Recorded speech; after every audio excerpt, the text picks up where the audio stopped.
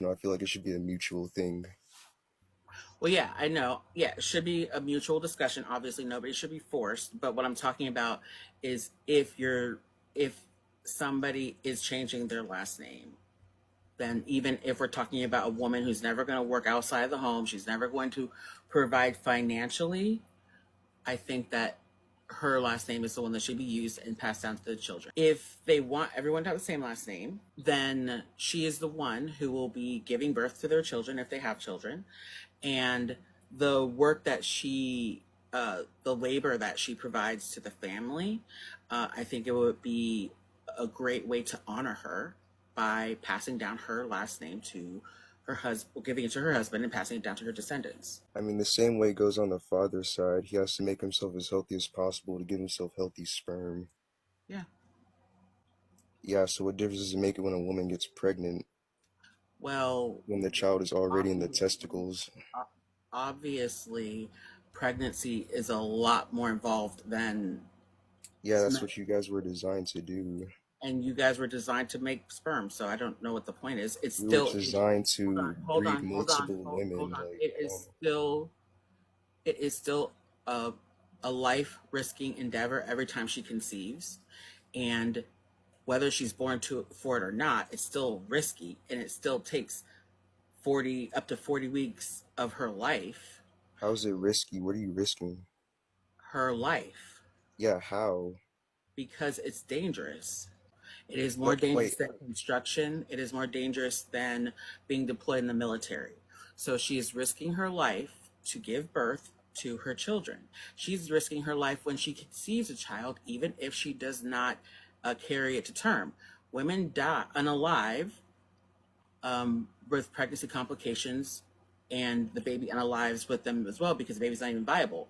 Pregnancy complications are very dangerous. If you're not aware of that, that's a shame. I mean, I think a lot of men are not aware of how that's a dangerous small percentage it is. though. A lot of men are not aware of, and there is no risk to your life when a baby is conceived. There's never been, unless a man doesn't have like the cardiac health to actually have sexual activity. There, for a man to conceive a baby, all the men that celebrated Father's Day just a few days ago, millions of women had to risk their lives to give them that title.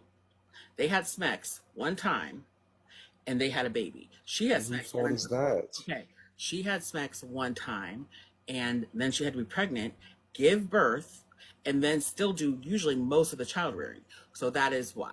I feel like that's a minority worth of women who went through that. I No, can see like by your, all the women who have given birth to their children went through that. not my mom, like she wasn't at risk. I said all the women who went through childbirth risked their lives. Not my mom. So what are you talking about? Did she give birth to you? I'm here right now talking to you, so yes. Obviously, it was. Have you seen a placenta? She wasn't near death though, if that's what you're Have you implying. seen a placenta before?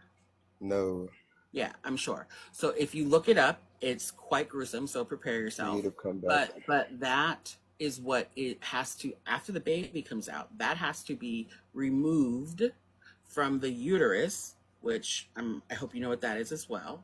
From the inside, that also has to be delivered, and that size of a wound is within her uterus. It can take up to 2 years for your body to completely heal from giving birth. So just because you have minimized the risk and the sacrifice that your mother made doesn't mean that it wasn't a risk and a sacrifice. And that is the point that so many men diminish and minimize the risk that their wives take and the women who give birth to their children, whether they're married or not, are taking on when they do that.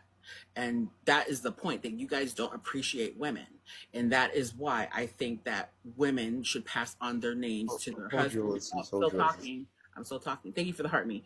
That is why I think that women should pass on their names to their husband and their children, because men fundamentally do not respect women, do not appreciate the contribution, the sacrifice that they make in creating their children, and then obviously the dedication that they have to their family after the children are born.